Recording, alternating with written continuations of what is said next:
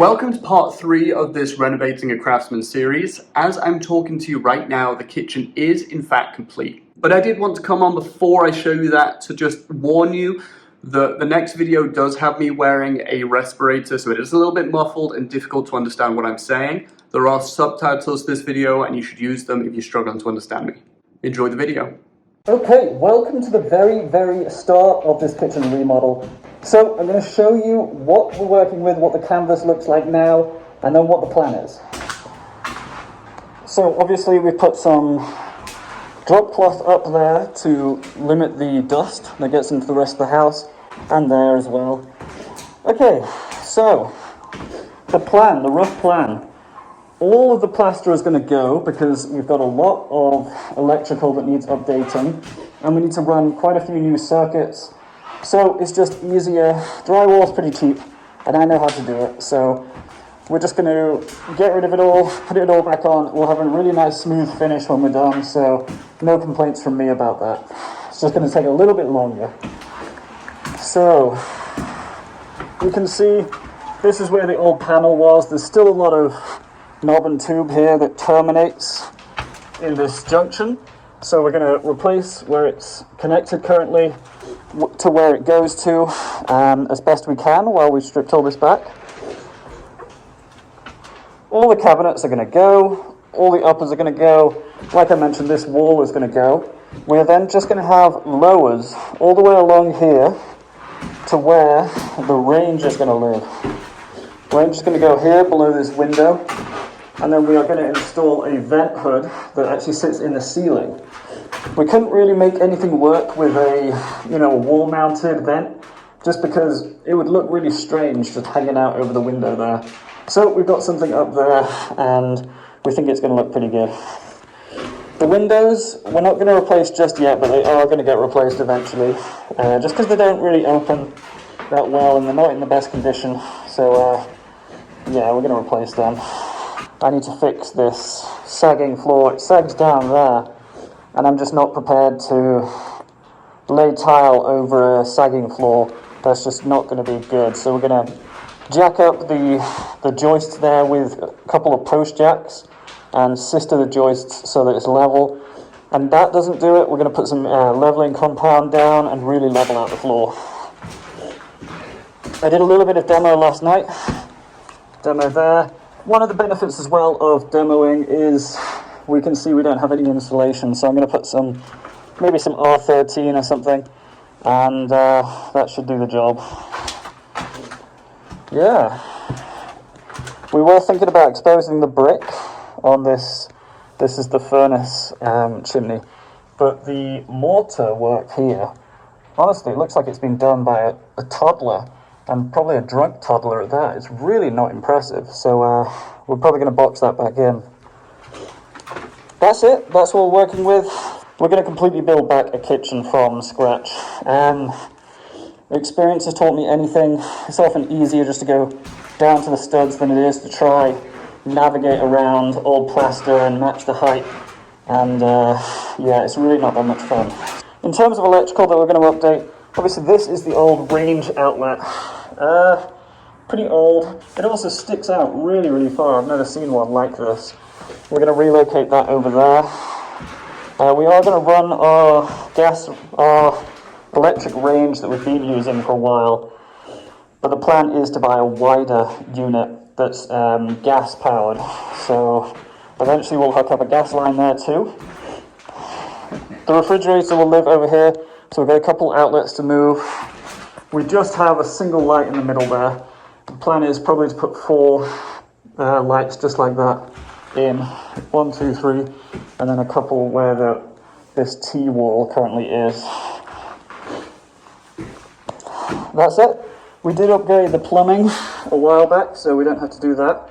But we are going to have to do a little bit of plumbing because we want to put a dishwasher here. So. And then probably electrical too, no doubt.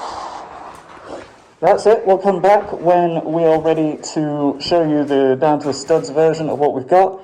Anything odd comes up along the way, I'll obviously let you know.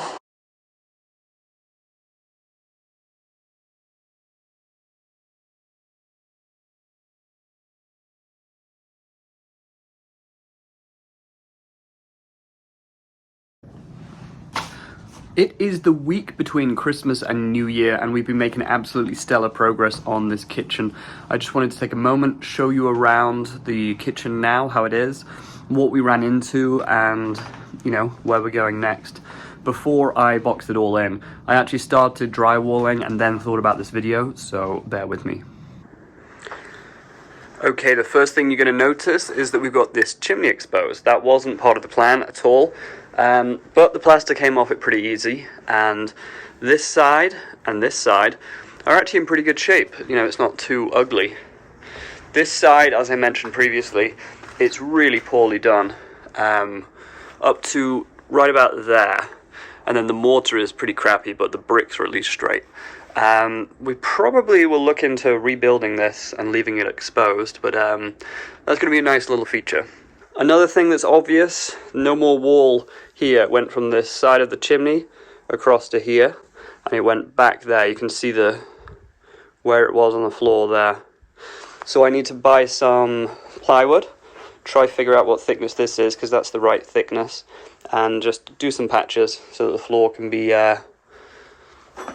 nice and level for the flooring that we're going to put down. I have disconnected this vent from the furnace, and I'll show you from the underside what I've done there. I've left it in place just purely for dust and debris. You can see what would have fallen down into the space below if I would have taken that out. But yeah, just trying to limit the dust and debris that's going downstairs for now. So the kitchen now is entirely rewired. You remember we had a range outlet here that was knob and tube. We've stripped that out. It's actually behind these pieces of drywall there, but that range is going to sit below the window. Haven't got the vent in just yet. I do have a carpenter come in to do that. We have run the electricity up to the attic on top of there in preparation for the vent being installed. We've got an outlet here for the fridge. We've got a couple of outlets here. We're going to build this is going to be sort of a phase 2 of the project, but we are going to build next to the fridge a pantry, and it's going to have a microwave up top and a coffee maker in the middle, so that's why I've got 2 outlets there.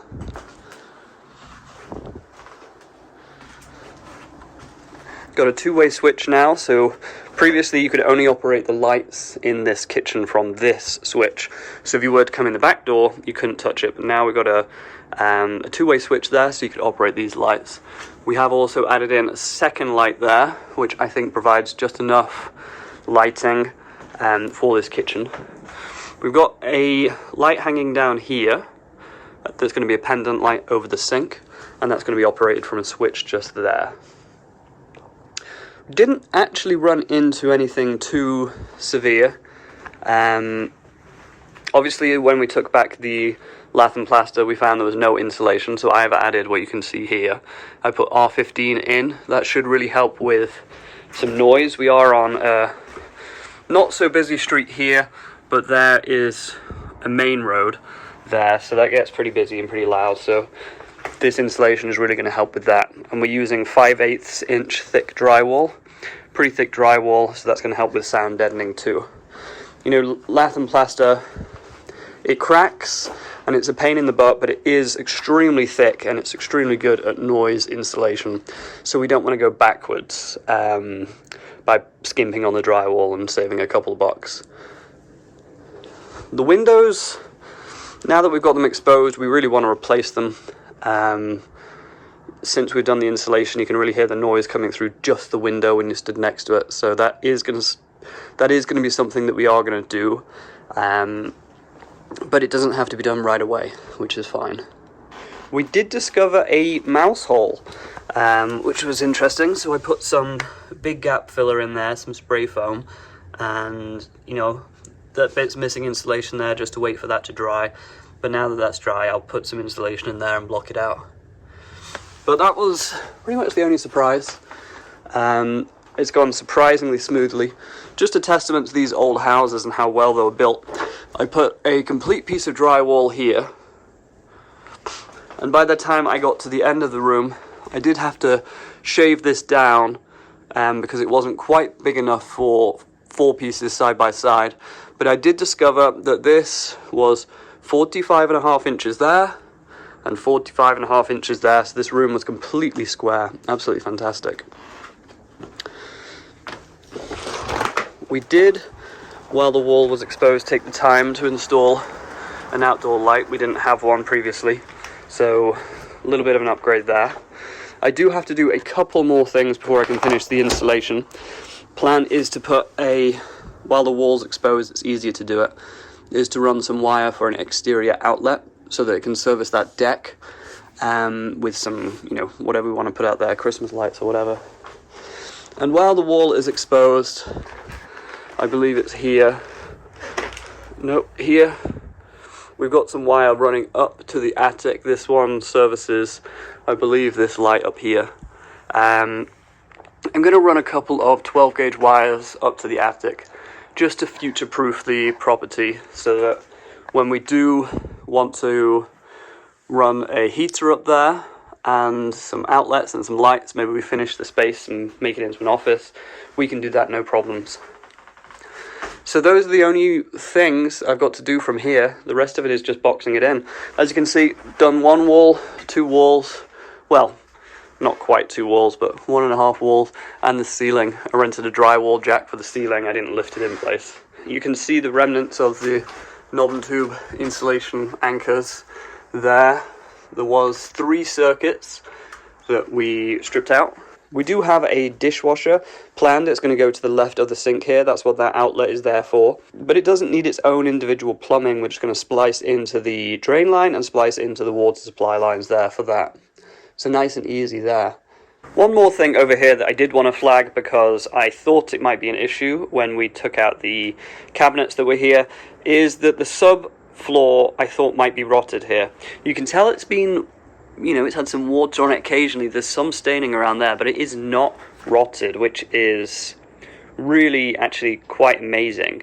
The plywood cabinet that was on there that was so soft and so unbelievably rotten, but it had been completely sacrificial. It had just affected that and not affected the subfloor at all. So we were very, very happy to see that because, when you start tearing out subfloor and things like that, the project just really becomes a major one. So, yep, really, really saved our butts on that one, so we're grateful. Yeah, it's gone well. It's gone suspiciously well. Actually, we're wondering when an issue is going to arise. Yeah, let's go look at the underside because there's a couple more things relating to this kitchen that we've done in the basement. We have got all the cabinets here.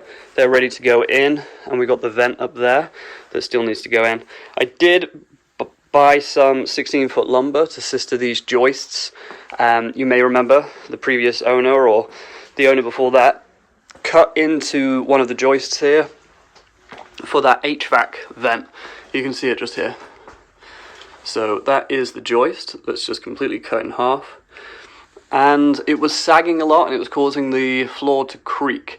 That creaking seems to have gone away since we stripped the lath and plaster off of right above there. And I think some of the sagging has gone away too. It's not as visible.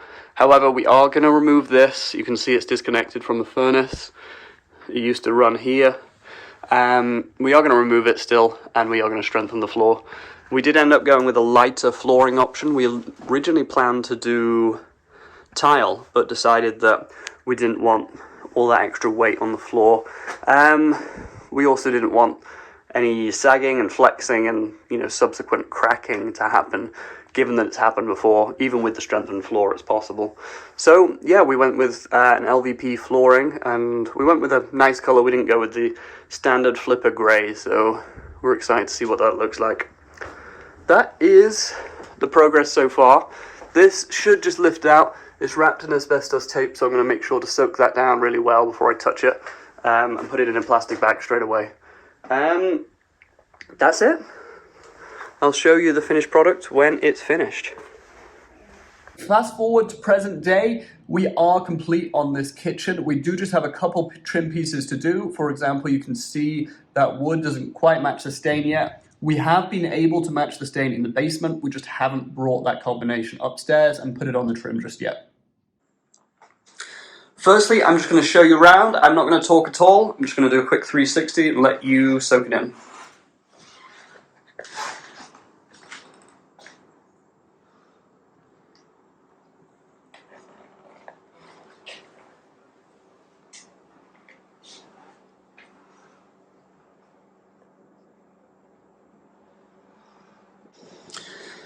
Alright, well let me talk you through it, some of the design choices and some of the things we discovered along the way.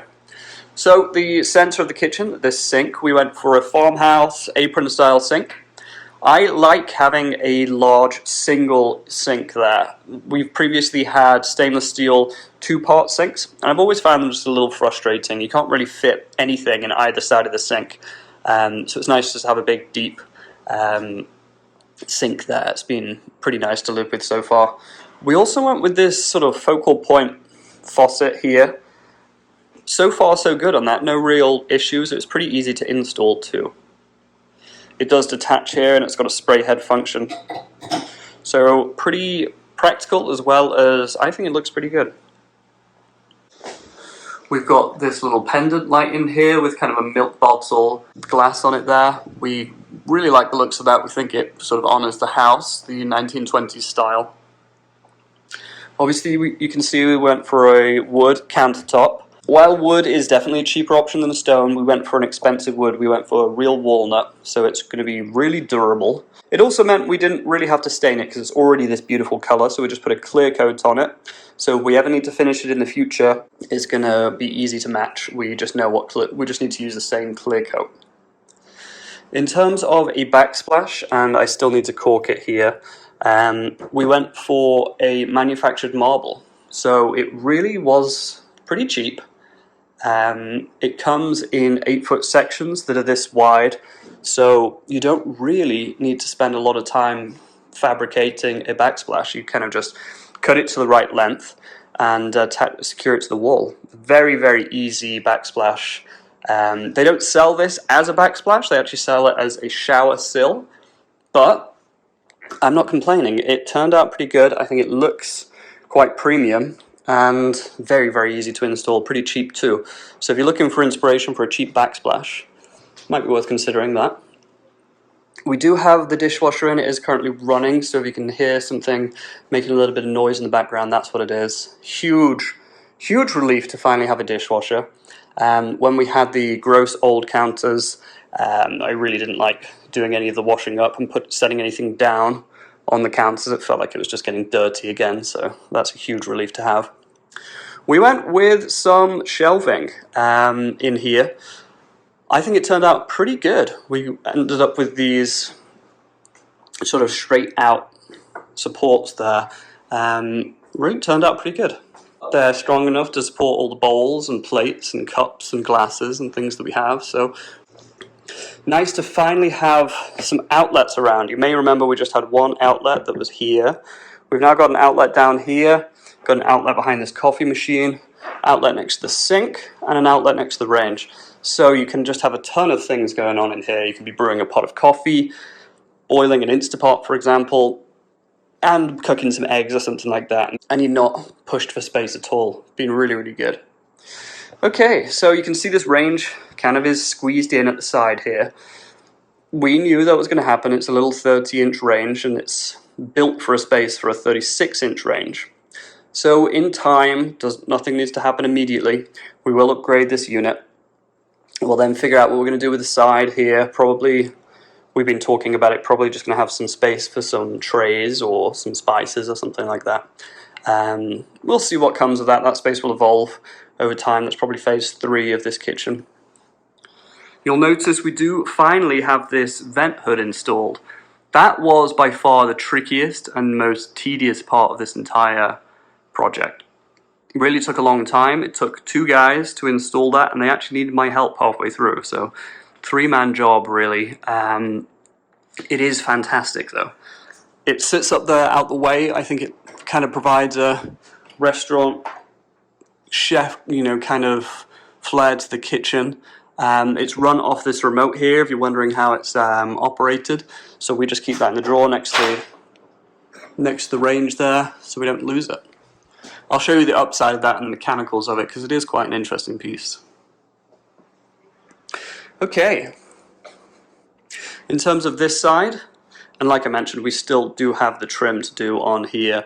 I'll come back and show you in part 4 of this renovation project what the trim looks like, but you just imagine it's going to look the same. It's going to be that dark trim with a back band piece much like this.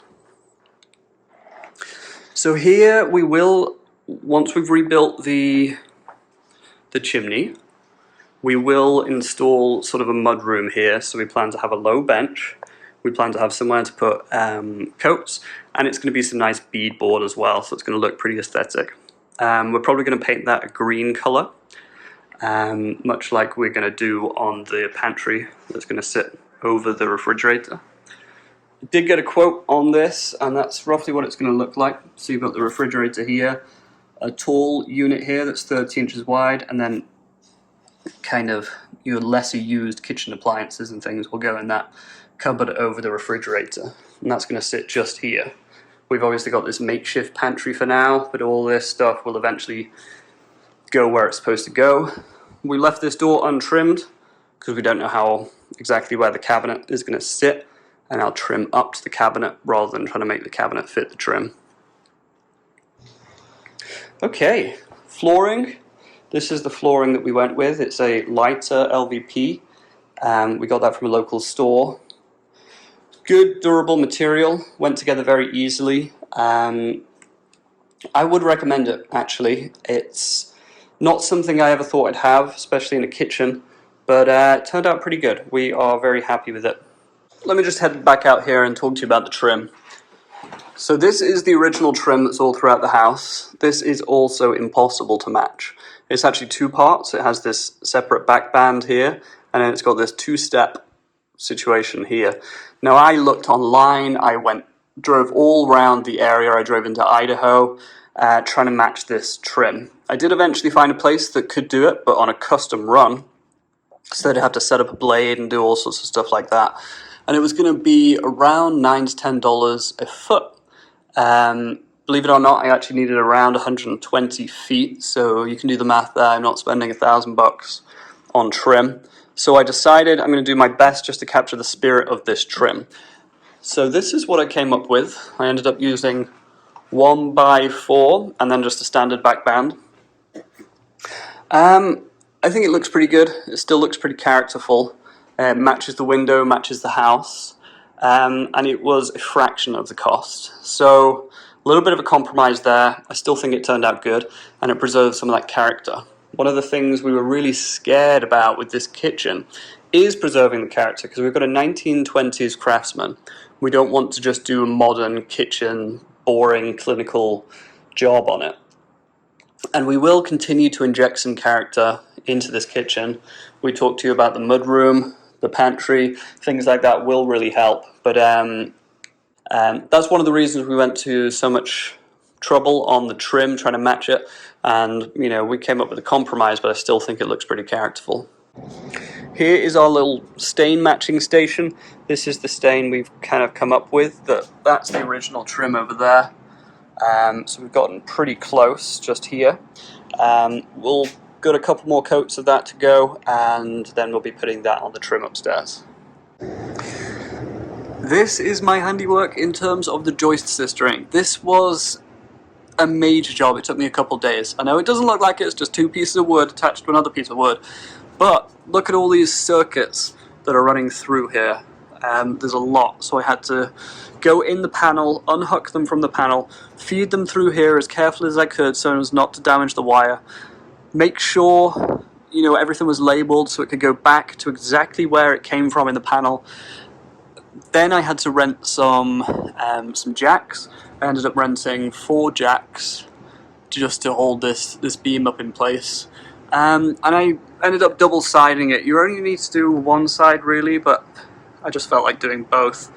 Having a damaged joist is one thing, but having a completely, you know, Bluetooth joist is another thing. So I decided to double up. I know I said I was going to go both sides, but by the time I did this, the floor up top was rock solid. I didn't feel like it was necessary. These joists are in good condition, no damage that I can see to them, so I thought that was job done, and I put everything back. And the very last thing I wanted to show you is this giant vent, kind of squid-like HVAC looking thing up here. So you can see here, we had to cut this joist here and frame in a section there because it's wider than the actual joists were, and then rig this kind of frame here, so it actually sits on there and hangs from that new framing. A lot a lot went into that. Had to cut a big old hole through the wall there, as you can see. So there's a vent on the outside there. It's got a damper in there, so no birds or anything are going to get in and make a home. But a really involved job. Had to run an outlet up here too, so a lot went into that. I think it was worth doing in hindsight. I think it's a really unique, cool feature. Kind of makes it feel like a chef's kitchen down there. At least it will when the proper range is in place. But yeah, a lot of work. Would I recommend this product? Probably, yeah. These are the 12 gauge wires that I ran up here. They're not connected to anything just yet, and they're not connected downstairs either, so it's not like I've got a live electrical wire. It's just loose upstairs. That is going to be the heater and the light and outlets for this little attic office that I'm going to build and finish out in the near future. So stay tuned for that. That is it for this video. One thing I did just want to highlight though before I leave you, some of the things that aren't tangible about this kitchen look and feel, and warmth and smell. It just feels so much better in here. It's by far the warmest room in the house now with that insulation in there. It's also just a pleasant place to be. It's nice and bright and airy, and the smell's gone. That plaster, like I mentioned to you, it can be a pain in the butt. One of the things it also does is absorb smells over time. So we had some pet issues in this house, we had some mouse issues, and that's all gone now. So it just looks, feels, smells better in here. I think well worthwhile upgrade. Let us know what you think, and thank you for watching this video.